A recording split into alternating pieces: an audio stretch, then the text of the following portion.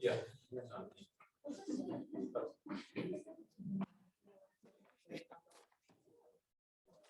Erev Tov to one and all. I'm glad you're back with us in person or on Zoom or both. Our shir tonight is sponsored in memory of Edward Coppell, Yisrael Isser ben Alexander, that is Carol Sondheim's father, whose yahrzeit is being observed tonight and tomorrow. So we thank you for that. And his neshama should have an aliyah. We'll learn in his memory this evening.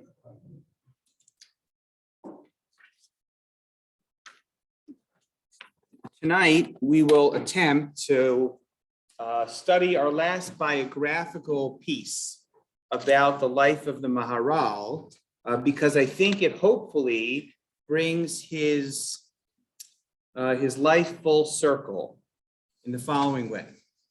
Thus far, we've talked about the Maharal's approach to halachic authorities of his day.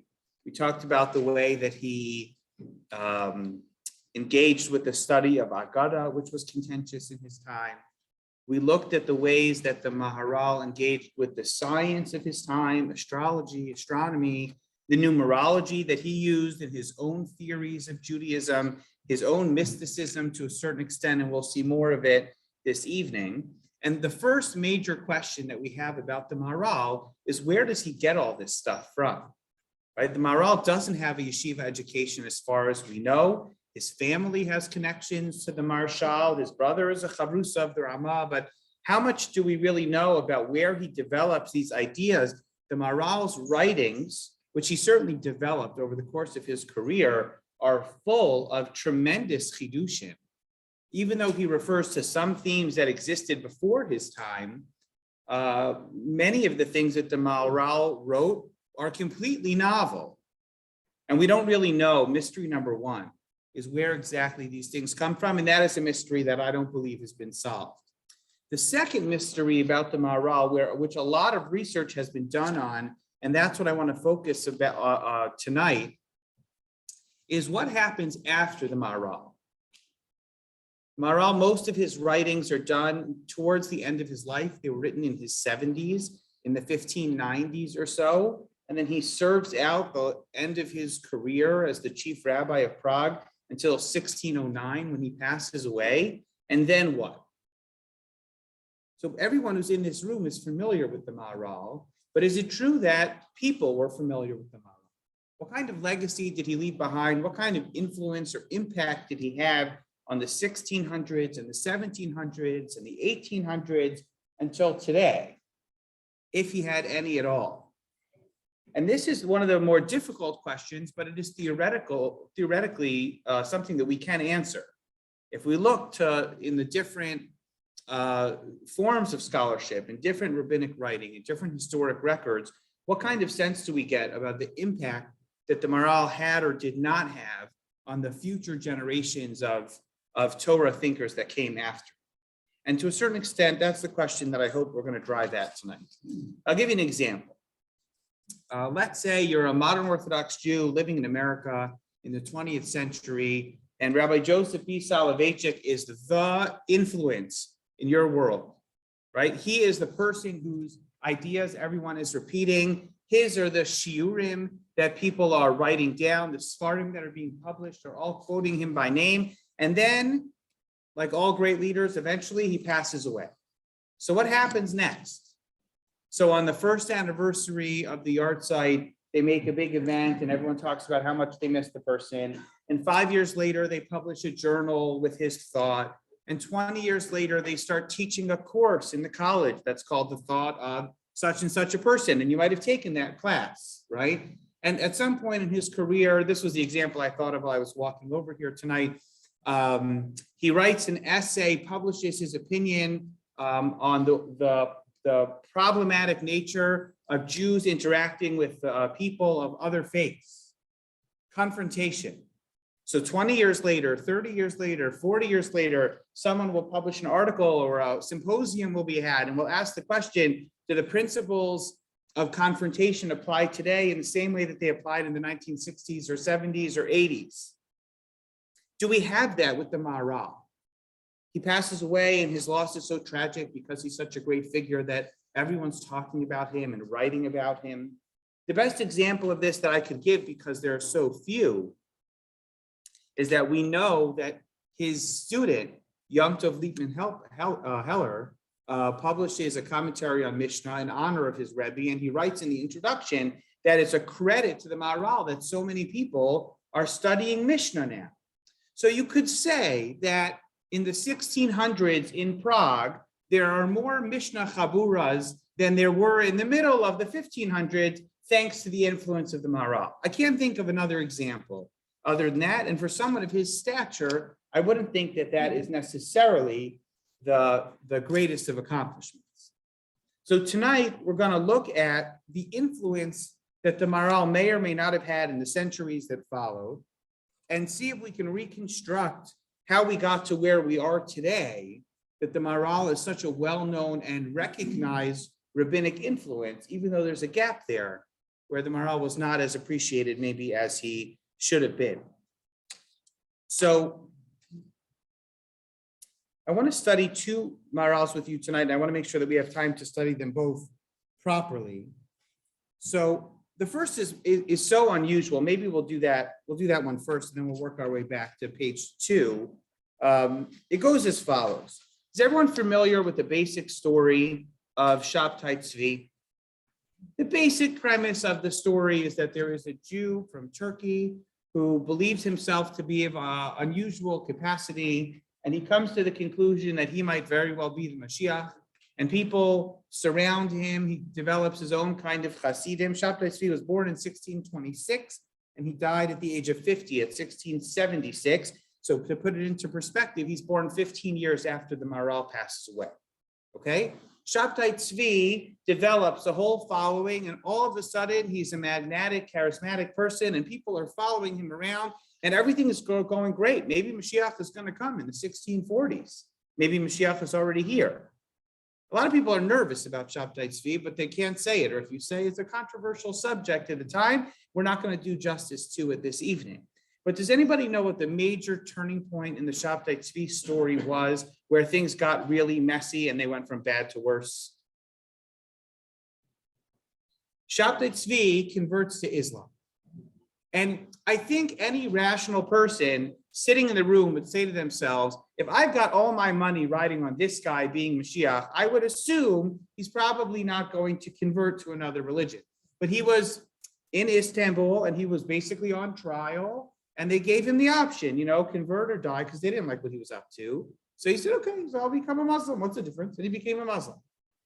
Nathan of Gaza is the spokesman. He is the shamus. So Shabtai Tzvi. He is the press secretary to the person he believes to be Mashiach. So he has to go up to the podium the next day and tell all of the followers of Shabtai Tzvi what? That he he converted to Islam. But now he has to tell them that this guy, we're sending money, and we're risking our lives and our careers, and we're selling our businesses, and we're packing our bags, all because of this guy. And last night he did this thing, converted to another religion. So what are you going to tell them? So you could say, he did it because he has to, but he doesn't really mean it. Does Mashiach just cave under pressure? That doesn't sound like very Messianic to me. So Nathan of Gaza does something remarkable. He tries to convince the followers of Shabtai Tzvi, this is in the year 1666, he tries to convince the followers of Shabtai Tzvi that converting to Islam is part of the Messianic process. Now, I've heard many strange things about the Messianic process, and I've heard a lot of people cover for their mistakes along the way in life. How do you get away with telling people that converting to Islam is part of the Messianic process?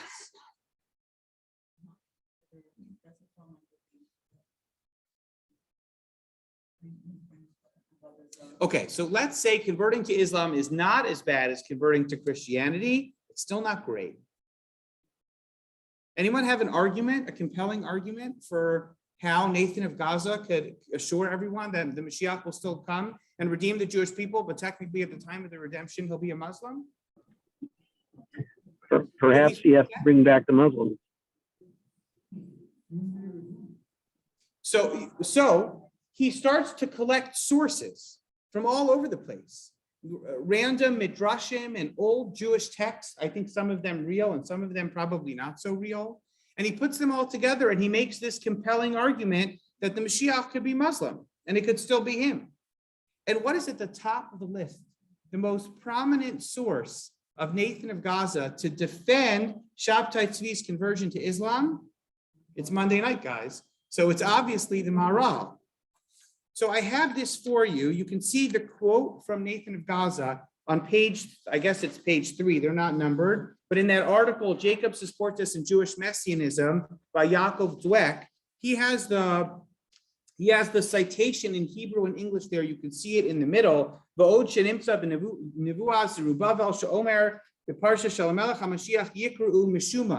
some kind of tradition that the Melech HaMashiach will be a Meshumad, he'll be an apostate.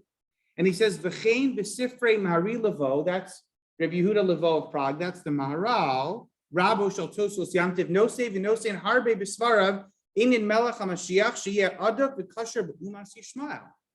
Anyone who reads the Maharal, now remember the Maharal was written, this was published 70 years before the conversion of Shabtai Tzvi to Islam.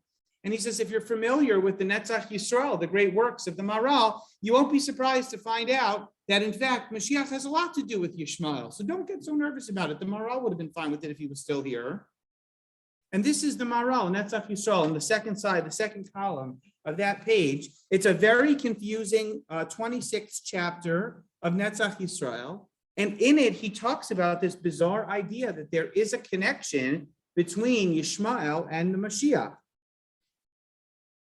The premise that the Maharal is working with, this is only a small citation, is that Mashiach has to be different than everybody else.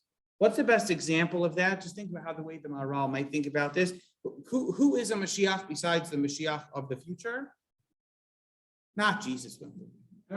We don't believe that our Mashiach is a Muslim, and we don't believe that Jesus is the Mashiach. Those are working assumptions of this year, I think. What? Who's the original Redeemer? Bar Kochba. Not Eliyahu Hanavi. Earlier, Moshe Rabbeinu. Right. This is very important in the writings of the Maharal. It's basically just true, but in the writings of the Maharal, it's very important. Moshe Rabbeinu is a redeemer. He redeems the Jewish people from servitude, and what does he do? He brings them from Galus back into the land of Israel. This is one of the reasons, by the way, I think that you wonder, why does the Torah not talk so much about redemption? We all in Galus want to know what the times of redemption will be like. The Torah was given to the Jewish people during a redemptive process, right? Moshe Rabbeinu is the redeemer. He is giving them Torah, and he is giving them Nevuah, and he is helping them fight wars, and he's taking them from wherever they were in the servitude and the abuses of Galus, and he's bringing them back to the land of Israel. You don't have to ask questions about when Mashiach will come. Mashiach is right here. Just don't screw it up. So this is an important framework. Is Moshe a human being?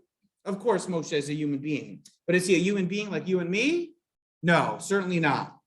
Moshe has to be different than the people that he redeems. Mashiach has to be different than the people that he redeems. Ki bevadai Mashiach hu rachok b'yoser. This is the top line in this paragraph of Netzach Yisrael. Mashiach is rachok b'yoser min Yisrael mitzad etzem malas haMashiach v'davar ze yisbar od. There has to be, this is classic Maharal in the sense that you know exactly what he's saying, even though the terminology is not so tight. Mashiach needs to be different than everybody else because he's Mashiach. V'yamar heichan shari bebiras arba. Chazal say that Mashiach can be found in the towers of the Arabs. Kach hagirsa b'svarim shalanu kvar biyanu l'mala ki kol hadvarim ha'elu bilti gashmiyim. Right? These aren't, because Maharal doesn't think these things aren't literal. Ki hakol mechayiv haseder hasichli shamashiach hu bebiras arav v'ratza lomer sheyesh lo tzira v'kishor l'sham.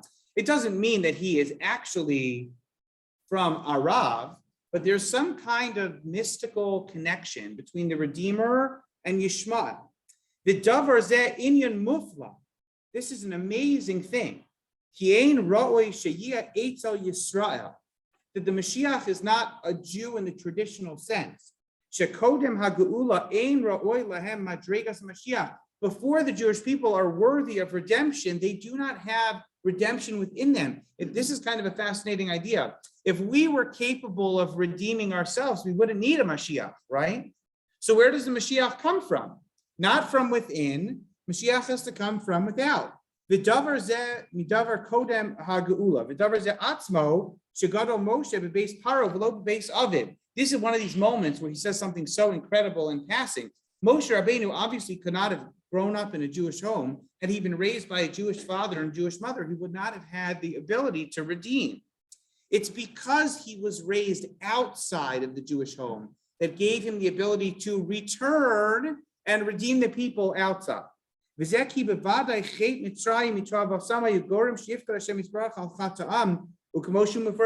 of the Jewish people are sinning in Egypt. They're not worthy of redemption. Now,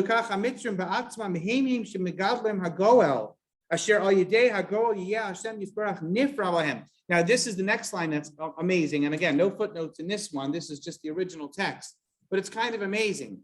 Part of the midah kineged midah, the justice of redemption, comes about from what irony? That the Redeemer who delivers all of the makos and all of the punishments against the Egyptians is an Egyptian himself, which is really fascinating idea. They are the ones, right? It's the daughter of Paro in the palace. See, it's a fascinating way to think about the story. He is the one who is raising, he's paying the tuition, right? And think about the medrash, right? Paro has all these people and they're trying to figure out what to do, and they have this boy and they're not sure if he's good or he's bad. They're doing everything they can to eradicate any possible redeemer from the land, and it turns out he's right underneath their nose. He's an Egyptian boy in an Egyptian home, being raised and educated to redeem the other. So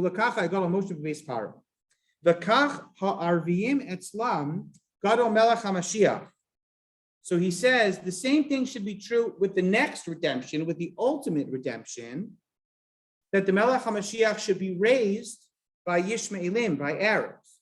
Ki ha'uma hazos megiela hakatza u'mitzad hakatza sheyesh la'osa uma nimsha malchos HaMashiach asher biyaso nimshach achar hakatza v'aso shel oso uma. In the same way that the greatness of Egypt ends with the redemption of the Jews from Mitzrayim by someone they raised, the Yishmaelim, the Arabs of our day, will raise the Redeemer, and it will be the end of their era of greatness.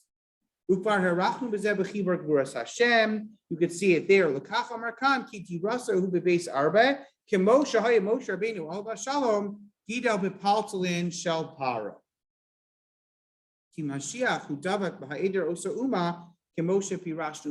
he says the same thing over and over and over again, which is part of the Maharal's writing style. But you're not entirely clear of two things. Number one, why exactly the Yishmaelim of all people? He hasn't really answered that question. He attempts to, but it's not perfectly clear. And then the second question here is, what does exactly the Maharal mean? Does Maharal actually believe that Mashiach will be raised in a Muslim home before he redeems us? He says at the beginning he doesn't mean it literally, but then he kind of means it literally. Not exactly sure what the point is. If you're Nathan of Gaza, this is good enough, right? It was written 75 years ago by a prominent, very religious person from a totally other community. It's unbiased. It's a great maramakum if you ever need it. And it's the most unusual. Why would someone in Turkey in 1666 be quoting the Maharal from Prague? One thing you can say for sure is he was familiar. Even if he was reaching at straws, he was familiar. Yeah, Donald, do you have a question? You have a hand up? I was going to ask, does this tie into whenever it was that Yahoo was stopped? I don't know the years. It could be just a little shy. Right. It's almost as if that what the Maharal is speculating in the 1590s when this was written was that Islam is on the rise and the redemption will come when Islam starts to fall, or the two will happen simultaneously. Yeah. So I guess we circle back to the first year, like Turkey is somewhat like, would that still have that quoting Maharal have value? Like, I mean, going back to the Hasidos saying. Yeah, that's a great point. Who thinks the Maharal at this point in history is a convincing argument? It's interesting. It tells you more about Nathan of Gaza than it does about the Maharal, I assume. I don't think it's very convincing to anybody, but I think he's desperate. But it is a fascinating moment, 50 years after the Maharal dies, that they're quoting him in defense of Shabtai Tzvi.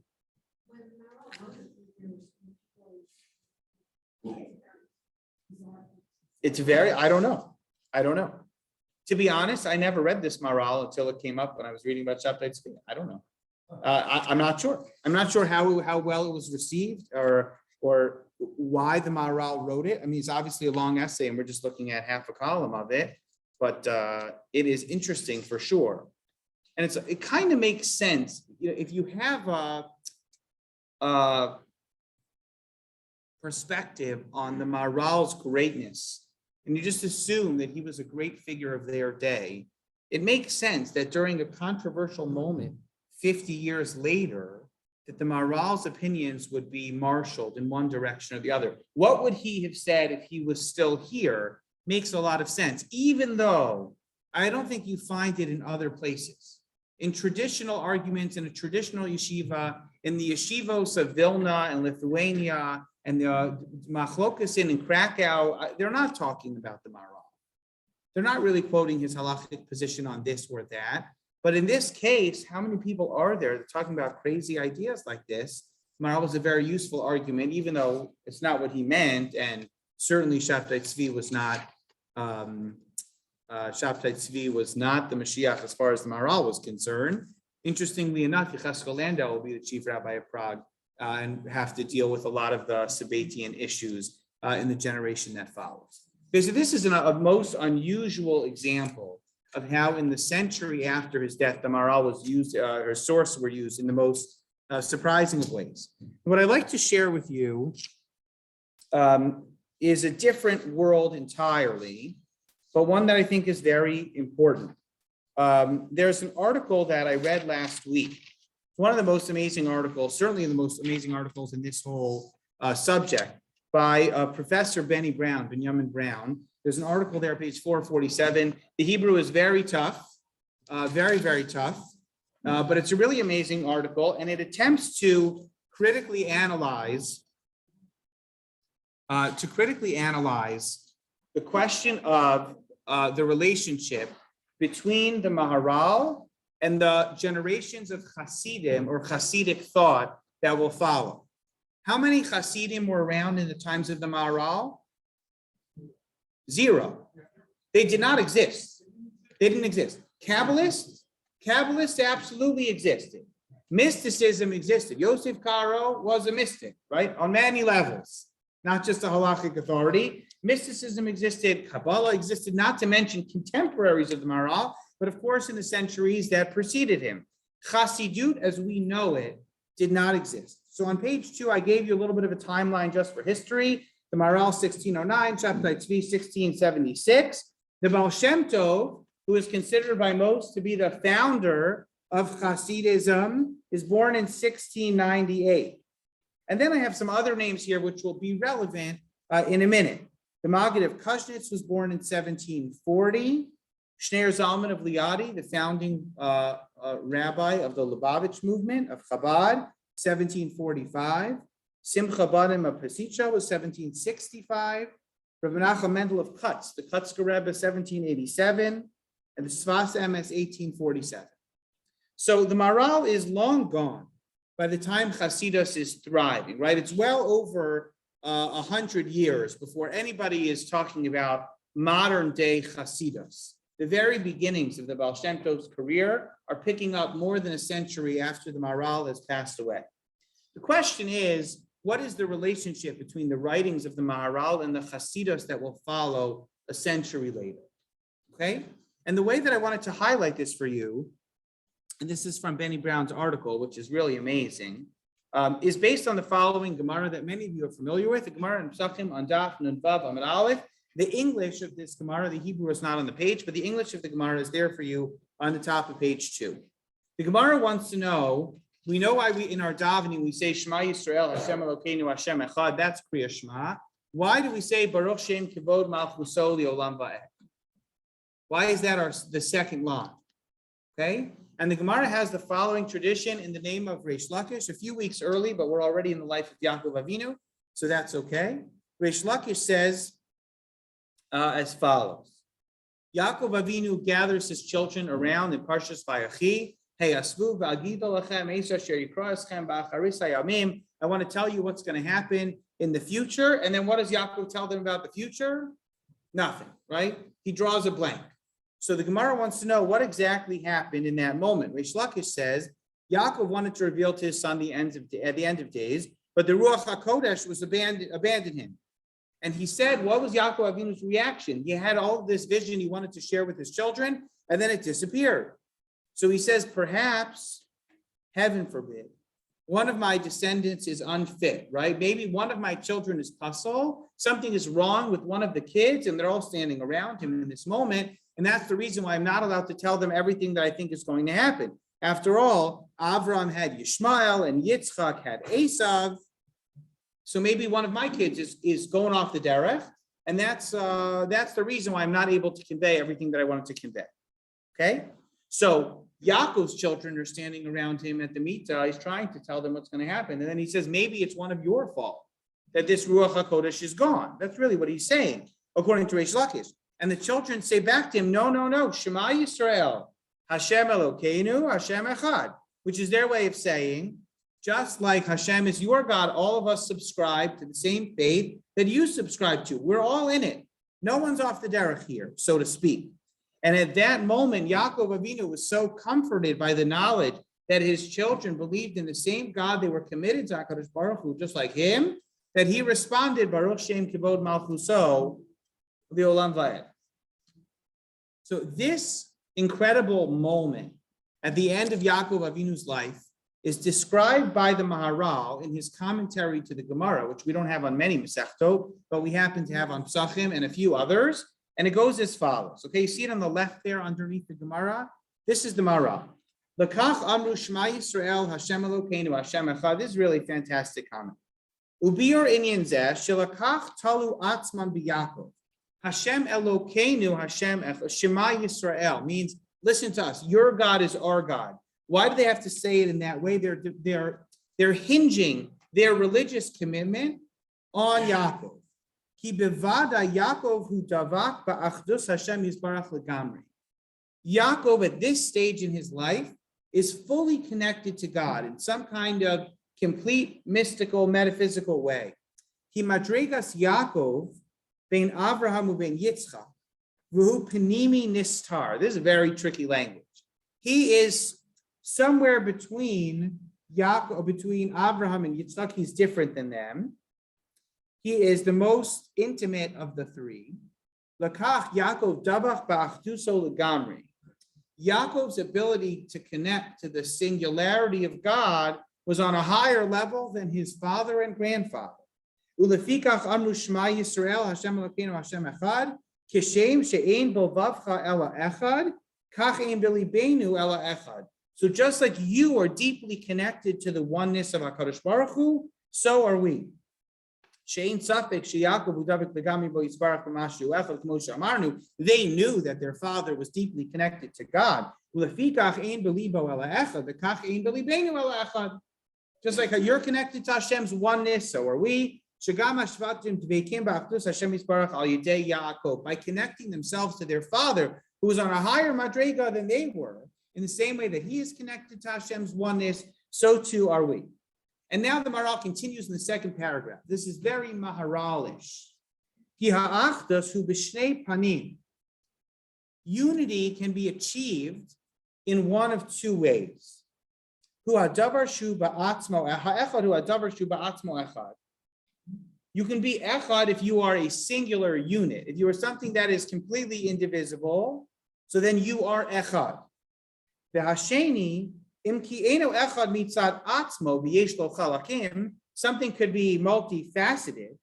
V'halachim na'asim echad al yedei davar ha'me'ached oso. But if something binds them together very tightly, so they can become one, even though they are composite of multiple parts. When's the first time that happens? Everyone's favorite medrash. Yaakov and the rocks, right? At the beginning, it's Avanim, but then it's only Evan. By the way, for the Maharal, that's perfect because Yaakov is the man who achieves more achdus in his life than anyone else. So there is a fusion of all of these stones, they become one. So some things in life are a singular unit. That's echad. God is a singular unit. He is indivisible from the very beginning to the very end. That's one kind of unity. The second kind of unity is a very tight fusion where parts are brought together, but they cannot be broken apart. Kemoshu inyan ba'adam, sheyesh ba'adam evarim mechulakim, v'kulam heim misachtim al yidei hanishama hanivdelas, kemoshe es bar lamala. Now this, we saw this a few weeks ago when we talked about the 6s and the 7s. There's always a glue that binds all of the pieces together. So are you, as a person, are you one item? You are one being, right? All of you, all of me is one person. So I have limbs and I have organs and I have muscles and I have tissue, all these things. But what makes me one? What binds it all together? So for the Maharal, it's the soul that animates everything about me, binds everything that makes me who I am into one. So I am an individual unit. I am just one person. But it's because my neshama brings those pieces together. V'yesh ba'adam yud beis evarim v'hem minuyim v'sefer Yetzirah. According to the Sefer Yetzirah, every person is made up of 12 limbs. Shem yikare evari ha'adam. Obviously, we're made up of more than 12 parts, but those are the 12 major parts. V'kulam misachtim al yidei haneshama hanivdelas. Now, what's the significance of the number 12? 12 tribes. U'keneged zeh hem yud beis shvatim gamkein. Ve'im misachtim al yidei Yaakov avihem shehu avihem ve'al yado hem echad. What is the relationship between the sons and the father? There's 12 limbs to the body according to the Sefer Yetzirah. Those are the limbs. What binds the body is the neshama. Yaakov is the spirit of the family. So when the children connect themselves to Yaakov, now they become one unit. Ulakach ayde Yaakov hashvatim dvekim ba'achtos Hashem yisbarach. V'im lokein le'achar shem yud beis lo hayalahem dvekas bo yisbarach v'mashu yisbarach echad. Hashem is one and they are 12. So they're not connected. There's no achtos there. Ulafikach heim omrim Shema Yisrael Hashem Elokeinu Hashem echad. They don't think that they are one. They know that they are siblings.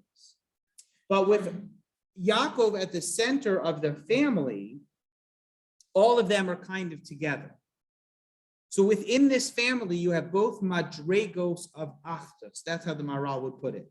Yaakov Avinu is completely connected on his own. I mentioned this on Shabbos down here at the Ashkama Minyan for another reason. Yaakov is alone, right? He starts out alone. He leaves the family. He has to run away from his brother. Vayivaser Yaakov levado. He comes back, but he's not with his kids, so he fights the angel by himself. He is vulnerable because of his aloneness. But he is an echad. Yaakov Avinu stands alone. He connects HaKadosh Baruch Hu's oneness in some divine, mystical way. The sons are all different people. The punchline of the whole story, if you really want to get into what's beneath the surface here, the real conclusion of Sefer Bereshis, I think I mentioned this in the past, is that before Yosef is sold into slavery, they don't talk to each other and they don't talk to their dad. The family is in complete disrepair. It's all broken down. After all of the failures of the story and the brothers being forgiven by Yosef and gathering together, and Yaakov was with everybody together in Mitzrayim, there's unity for the first time in the family in decades, right? Yaakov Avinu is the soul that binds all of his kids together. They don't say that we are echad, but they say through you, meaning if all of the kids are connected to the father, so that's where the achdus is. There's 12 limbs to this family, and Yaakov Avinu binds them all together. That's what happens in this story. Yaakov is concerned that one of his kids is breaking away. The achdus of the family is gone. They say, no, all of us are committed to you. And by sharing that connectivity, Hashem Elokeinu, Hashem Echad, just like you have a God of one, so too we. And that's the moment when Yaakov says, Baruch Shem Kavod Malchus Olam Ba. That's how the Maharal understands this Gemara. It's very Maharalish, like I said.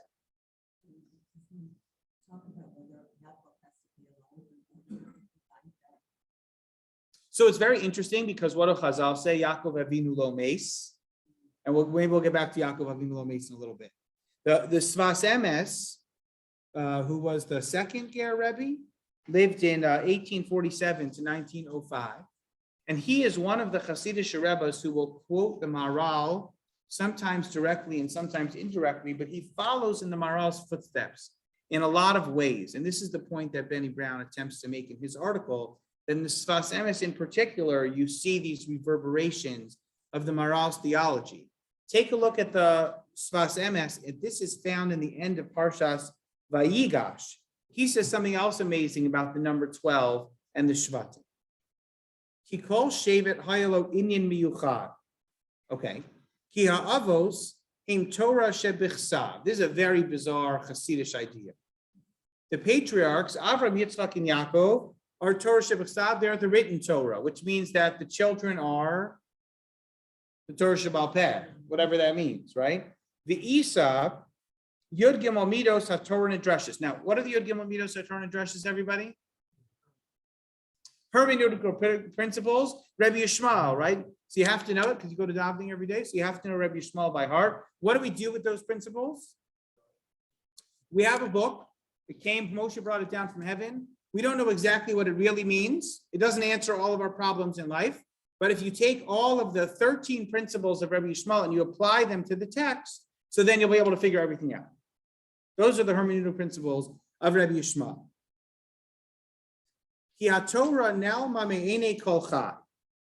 Torah by its very nature, says the Sfas Emes, is removed from us. You can't look at the Torah and understand what it means because you're a human being. If you were a spiritual being, it would all make sense to you, but you're not. Torah Shebachsav is removed. Vihi Torah's Emes. The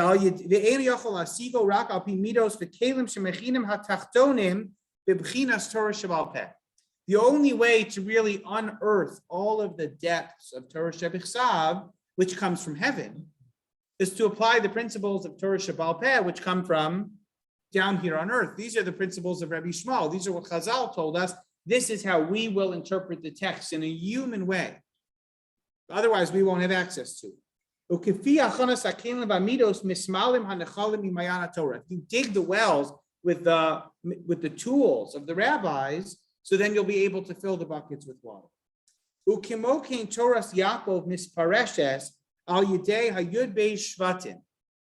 Torah of Yaakov Avinu can only be understood through his 12 tribes. The Yosef, who on the Kasher Torah Shebechsav, El Torah Shebal Peh. Yosef, who is the closest to his father of them all, is the one who connects them to their father. It feels Maharal-ish in that way. There needs to be some kind of bond between two things that are separate. Veheim, look what he says in the underlined section. Beis mine ha'achdas. There's two different kinds of unity. Ki HaKadosh Baruch Hu ha'echad ha'emes, she'ein bo shum tfisa. You can't understand God's unity because what does it mean? That there's no parts to God? It's all just one of the same? Now let me call mine hasaga. It's impossible for the human being to quantify what it means that God is all and nothing but one. Ukemoshu rachok now let me call kimokenu karavu mahavik hove ukemoshu kasav alo amikarav ani velo merachok. So we can't understand it. God is the closest thing to us. God is the farthest thing from us. We don't know what that means. We can't understand it. But Yud Beis Hashvatim kolim kol ela hayud Beis Rachim shebahem manig HaKadosh Baruch Hu kol ha'olam. The 12 tribes represent the 12 different ways in which Hashem operates the world. Lachein nikru Yud Beis Gevul and b'derech mida ugvul ukeshehem misachtim in the bold. As mistavkin be'echad ha'emes. When the 12 tribes work together, that's when they achieve the truth. V'hu b'chinas Hashem echad u'shemo echad. V'kol Yisrael yesh lam chelek b'zeh ha'achdas Raktachos kol hadrachim him b'yud beis drachim shelash shvatim v'nimshach me'ila drachim l'kol ish Yisrael k'tiachanas kol echad. All of us fall under the umbrella of the 12 tribes, 12 different approaches, 12 different sets of tools. And if we put them all together, we can start to understand what the Torah is talking about. So there's 13 ideas here. One of them is Torah's MS, and 12 are the tools by which we understand it. And that's the relationship between Yaakov and his 12 sons. Yaakov is the last of the patriarchs. He's the Torah Shebechsav, and the 12 are the children. They're the Torah Shebal Peh. And if they can all come together and work together as a team, so then the Torah Shebechsav will make perfect sense. So the question that everybody wants to try and understand, for better, for worse, is where did the Hasidic masters get their ideas from? Who were the mystics that inspired the Balchemto or the Maggid of Kuznets? Now, I'll tell you something interesting. The first Lubavitcher Rebbe, Shneir Zalman of Liadi, was born in 1745, died in 1812. His most important work, he wrote a few things, but his most important work is the Tanya. Where did he get the ideas for the Tanya from? Anyone know? The problem with this era is that they're not quoting necessarily where these are their ideas. So the Baal Tanya happens to be, or claims to be, a fifth generation descendant of the Maharal. And if you look, Chabad.org or something like that, they will tell you that in the introductory page to Sefer Tanya, the Alter Rebbe claims that his ideas come from the Maharal. But that's not really true. If you look at that inner page of the Sefer Tanya, he says very modestly, humbly, that some of his ideas come from other books. He doesn't say which books they are. And the tradition among the Lubavitchers of old was obviously, he's referring to the Alta Zeta, he's referring to the Maharal. But in the early stages of Hasidos, the Maharal is not named or identified at all. In fact, the opposite is the case. Do Sephardic sources quote the Maharal? No. Do Ashkenazic sources quote the Maharal? No. Hasidic sources come around in the beginning of the 17th century, especially beginning with the Balchemto, and they're not quoting Maharal at all. Benny Brown makes this point very beautifully. It may be hard for me to articulate it, but this is the idea that he tries to convey. One of the things that the Maharal does often is he talks about a world of opposites, right? There's good and there's bad. There's Torah Shebal Peh and there's Torah Shebechsav. There's light and there's dark and there's positive and there's negative and there is right and wrong. He lives in kind of a world of dichotomies, chakiras of his own kind, right? The theology of the Balchemto was the exact opposite. The original philosophy of the early Hasidos, which was vehemently rejected by all of the religious leadership of their time, was that goodness can be found everywhere, right? Ein od milvado, the classic psukim, melochol haaretz kavodo. So every sect, every school of thought will emphasize certain psukim or ideas that kind of best articulate their founding principles. The founding principles of Hasidos were God is always good, everything is always good because God is always everywhere. If Hashem is everywhere, then everything is good. And if everything is me'ez Hashem, so then nothing is really bad. So now we live in a backwards world. The Litvak, for lack of a better term, can't handle that kind of theology because what's the result? Well, the result is you could do anything. Everybody is good and every deed is allowed. Now, that's not exactly true, but the Hasidos that attempted to engage every Jew, no matter where they were, no matter how learned they were, etc., you don't have to worry about it because Na'am Haaretz is the biggest tzaddik. The guy who does the most averos is the one who can do the best tshuva. So it lives in a world that is very opposite to everything that we have been taught and everything that we have practiced. It's a beautiful theology, but it doesn't feel very Jewish. The Maharal doesn't subscribe to any of that stuff. Early Hasidos, you don't find in the Maharal. Maharal lives in a world of good people and bad people. Over the course of the last 6 weeks, we met a lot of the bad people who he didn't like. There's a lot of wrong in the world. There's evil in the world. There are mistakes in the world, and you have to avoid those things. Hasidos kind of embraces them fully. But Hasidos has a turning point, right? I guess you could almost say, maybe this is not the nicest way to say it, but it gets diluted along the way. The fact that Rav Shneur Zalman of Liadi founds the movement and he writes a Sefer Tanya, but he also publishes a Shulchan Aruch Harav. The fact that Hasidic Rebbes and the Maharal wouldn't have endorsed the notion of a Rebbe in any way.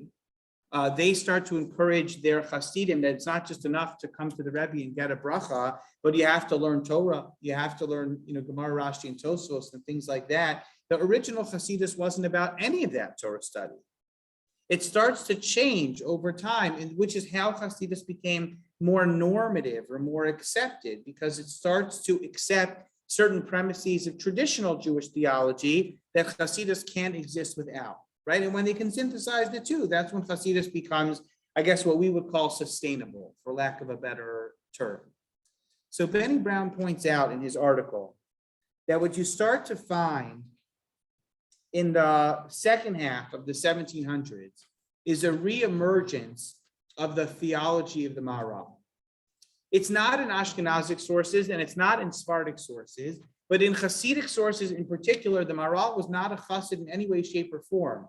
But as Hasidus attempts to synthesize the mysticism and Kabbalah that it teaches, along with good Jewish practice, somebody who will demand that you have to know Chumash and Rashi, someone who believes every Jew should study Mishnah, but also sees the world through a metaphysical lens, not just a physical one, not just mitzvos you have to do and don't ask why, but someone who wonders, what is the world really about? How is spirituality achieved or attained?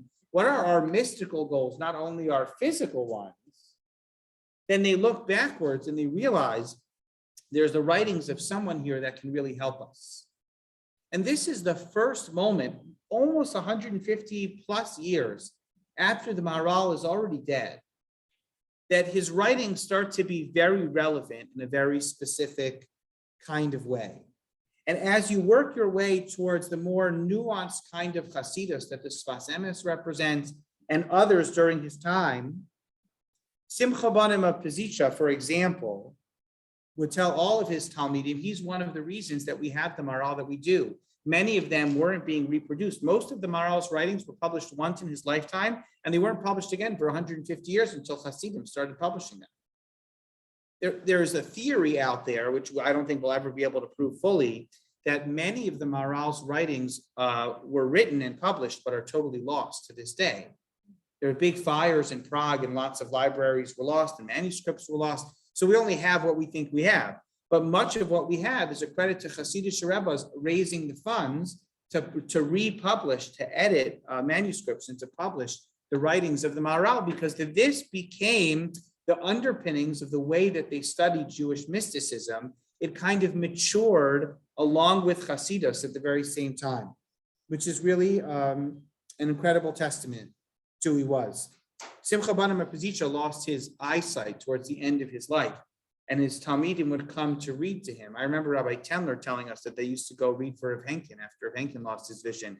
The same thing. I think the way he said it was we would go read him the Gemara so he would correct us when we were reading them wrong. So apparently he too, with his Talmidim, would come to read to him, and they would read him Gemara, Rashi, Tosfos, Maharal. But it wasn't happening in Poland. It wasn't happening in Sfa. But gradually, once these Hasidic movements took hold, so then they started to be read more and more. Two of the people to whom we should give credit for the Maharal being studied today at all are Rav Kook, Israel's first chief rabbi, before it was the state of Israel, and Rav Yitzchak Hootner. Rav Kook considered, I should mention, this is the point that the academic piece, for those who are interested in the academia of this, is that traditional academics who study the evolution of Hasidos, Gershom Shalom, people like that, are of the belief that the Maharal was the precursor to Hasidus. And the argument that Benny Brown makes is that it's not true at all, because it's not reflective of where Hasidus began. But where Hasidus ended up 100, 150 years into its evolution, the Maharal fit very perfectly, which I think is interesting. Rav Kook makes his way to the land of Israel and is very much excited about the study of Maharal. One of his Talmidim is Rav Hootner. Rav Hootner was a Talmud of Rav Kook, who narrowly escaped the massacre in Hebron, eventually made his way to New York, where he was the Rosh Yeshiva in Chaim Berlin. We have one Chaim Berlin alumnus. Do we have any more? We have at least one. Grandson, that's pretty good. Started with Rav Hootner, fantastic. So, by the way, I keep referencing it. If you want to really study Maharal and you don't know everything the Maharal is talking about all the time, everywhere, so you have to study it with Rabbi Hartman's footnotes, who has already published like 30 some volumes of Maharal with massive footnotes. And who is he a student of? Rav Hootner. It wouldn't exist if not for Rav Kook teaching, if not teaching these ideas, and then Rav Hootner developing them even further. So then the traditions of the Maharal wouldn't be here. They weren't taught in Litvish yeshivas. The fact that today so many people know the Maharal, and there's all these famous Maharal ideas that you can quote, it's amazing renaissance, really, that the Maharal's works were kind of resurrected in this way. Rav Hootner, who I admittedly, I don't know very much about, as much as I would like. Pachad Yitzchak is a very hard sefer to read. We'll read something from Rav Hootner in a second in English. You can see him on the last page of the handout. We're going to share the story with you. You can see a picture of Rav Hootner. I have an acquaintance of mine who's a few years older than me, who studied with Rav Hootner in Chaim Berlin. And every time I speak to him, he tells me another crazy story about Rav Hootner, who I believe was a very eccentric and brilliant person. And he always had a way of keeping his Talmidim on their toes. This person, I'll just give you an example of what I mean. This person told me that whenever he went to see Rav Hootner, he always put on a black suit and a white shirt and a tie to see the Rosh Yeshiva in a respectful way. But once he happened to be passing through New York on a business trip, and he wanted to see Rav Hootner, but he wasn't dressed for yeshiva. He was in a pair of slacks and a blazer and, business attire, not yeshiva attire. But he goes to yeshiva anyway to see Rav Hootner, and Rav Hootner looks him up and down, and he says, "I don't understand." And he says, "What?" And he says, "There's a machlokes between your jacket and your pants." So he said, he was that kind of person, so to speak. In the meantime, Rav Hootner teaches Maharal in the tradition of Rav Kook for many, many, many years. And the Jewish Action magazine, where they wrote about Rav Hootner, they tell this incredible story. It's hard, Rav Hootner's language is hard to understand, but it's really very powerful. It's the bottom of the first column in this article about Rav Hootner. "When tears well up into weeping, we know why we weep. My tears at this moment, however, surely did not well up. My tears are old and venerable now, having gathered in the subsoil of the soul now and over time, in their own time. Hidden tears, the soul itself hid them by placing a concealing rock over the entrance of the well of the soul across time. Their own time, they gathered types of tears, different tears. In this hidden spot of tears, there are those of my eyes dropped streams of water for not having kept your Torah, and of extend grace to me, wretched am I, tears sharing the sorrows of men, of pitying an orphan generation, of yearning for the continence of parents and teachers whom I was privileged to view once upon a time, of yearning for a higher light and blessed hours of engagement with sacred Torah, of reciting the Song of Songs from out of a mighty sense of their loftiness, tears flowing as water libations upon the altar of love of God, tears of exaltation.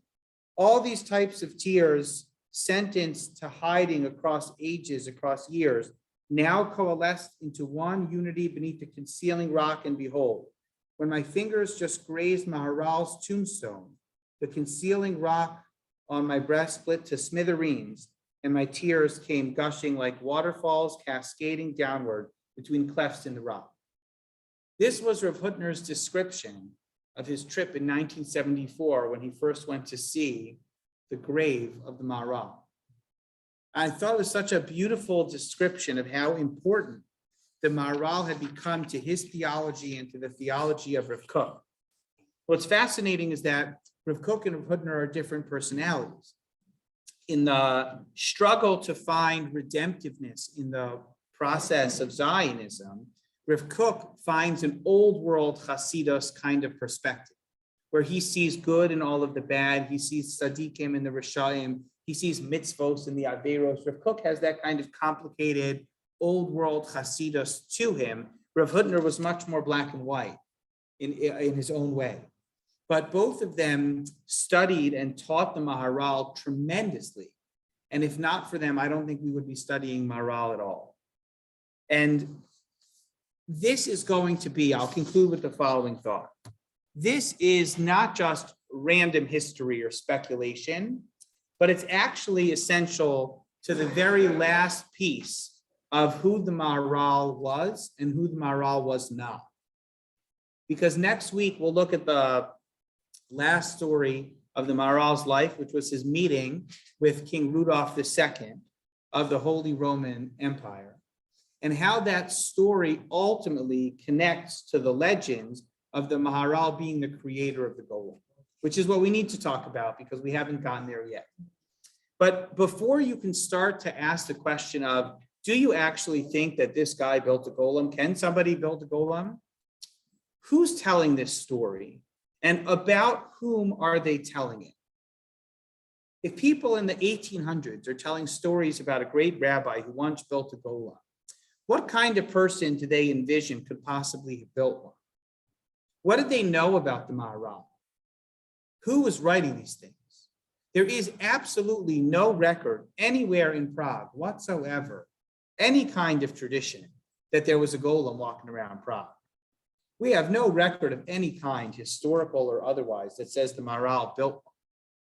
But in the world of Hasidos that begins to study Maharal for the first time, 150 years after he's dead, for the first time trying to actually analyze who was this person and where did they come up with these ideas, it's not so far-fetched to think that someone who understood the relationship between the physical and the spiritual could maybe do something like this. But we have to just realize that that's 150 years after the Maharal's personal story comes to an end. So the fact that the Maharal is who he is today is actually quite a miracle. In the same way that we don't really know where the Maharal got all of his knowledge from, we don't really know what kind of impact the Maharal had on his students who succeeded him. I have my own suspicions that the Kli Yakar's commentary on Chumash is very much a reflection of his predecessor, and it probably explains the way he interprets stories in the Chumash. He interprets them the way the Maharal would have interpreted them if he was still chief rabbi of Prague. But we don't have anything like that. There was no 20th yahrzeit shiur in which they delved into the Maharal's theology.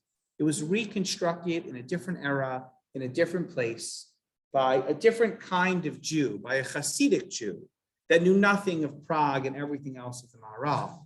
And that's the second iteration of who he was. We probably live in the third one. Studying the Maharal for who he was in its context, understanding more about him than they probably did, to try and make sense of the whole story.